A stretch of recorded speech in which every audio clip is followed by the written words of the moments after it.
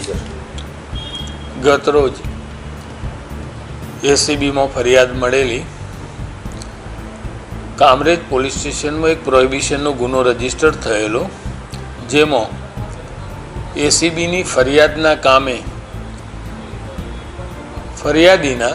પતિ તેમજ જમાઈ જે પ્રોહિબિશનના ગુનાના આરોપી હોય તેઓને માર નહીં મારવાના અવેજ પેટે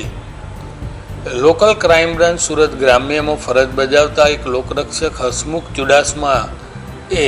રૂપિયા 2 લાખની માગણી કરેલી, જે પૈકીના 1 લાખની વ્યવસ્થા થયેલી હોય એ 1 લાખ રૂપિયા એ ફરિયાદી લઈ આવતા તેઓએ 1 લાખ રૂપિયા સ્વીકારતા પકડાઈ ગયેલ છે અને તેઓ વિરુદ્ધ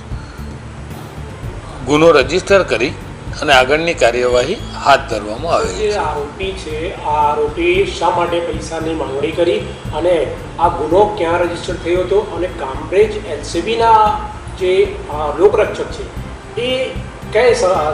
આધારે પૈસા માંગે? પ્રોહિબિશનનો ગુનો રહ્યો એ એલસીબીના લોકરક્ષક છે તેઓએ શોધેલો અને એની તપાસ કામરેજ પોલીસ સ્ટેશનમાં ચાલી રહેલ હતી અને આ પૈસાની માગણી એ ફરિયાદીના પતિ તથા જમાઈ એ ગુનાના કામે એરેસ્ટ થાય એ સ્થિતિએ એમની હેરાનગતિ ન થાય, માર મારવામાં ન આવે,